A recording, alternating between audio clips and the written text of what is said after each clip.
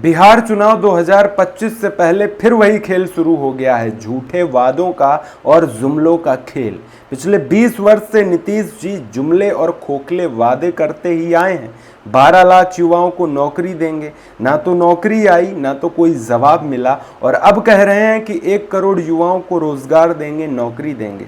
तो आपको अगर इतनी ही युवाओं की चिंता है तो फिर जवाब दीजिए कि 12 लाख नौकरियां कहां गईं जो आपने 7 निश्चय पार्ट 2 में वादा किया था।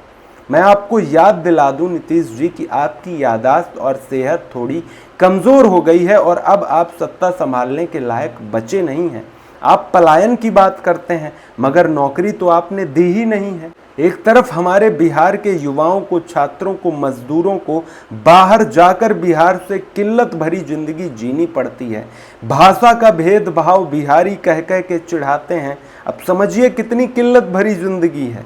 उसी के साथ साथ कोविड का दौर अगर आपको याद हो तो दिल्ली, मुंबई, सूरत, गुजरात से एक एक बिहारी पैदल आया था, और वो बिहारी की आंखों से एक एक वो तस्वीर ओझल नहीं हो सकती है, मिट नहीं सकती है, भूल नहीं सकते हैं। अगर वहीं पर हम छठ की बात कर लें तो 4-5 अतिरिक्त ट्रेनें आप दे देते हैं, मगर उसमें बिहारी किस तरीके से आते हैं?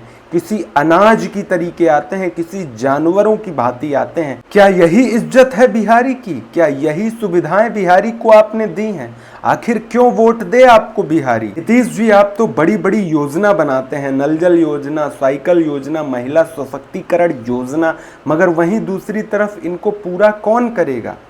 महिला सशक्तिकरण की बात आप करते हैं, वहीं दूसरी तरफ आप महिलाओं से सदन में कहते हैं तू चुप कर, तू चुप कर, तुझे कुछ नहीं पता है, तू महिला है, तुझे कुछ नहीं पता है।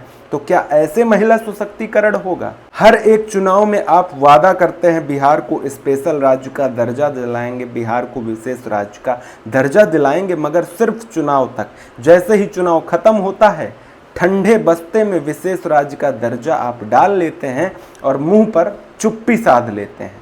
ना तो आप बेरोजगारी को रोक पाए, ना तो आप पलायन को रोक पाए, और ना तो आप गरीबी कम कर पाए। मोदी जी को तो नवीन पटनायक जी की सेहत की इतनी चिंता हो गई है, मगर नीतीश जी, आप भी तो अस्पताल आते जाते रहते हैं, मगर आपकी चिंता कौन करेगा? आपका ख्याल कौन रखेगा? जनता अब कह रही है ना तो आपकी उम्र में दम है और ना ही आपकी सोच में दम है। ये दोनों बिहार को पीछे धकेल रही हैं। तो बेहतर यही है कि आप सत्ता छोड़ दीजिए, घर जाइए, आराम कीजिए और बिहार को आगे बढ़ने दीजिए, क्योंकि सच्चाई साफ है, बिहार की गाड़ी अब आपके हाथों नहीं चलेगी।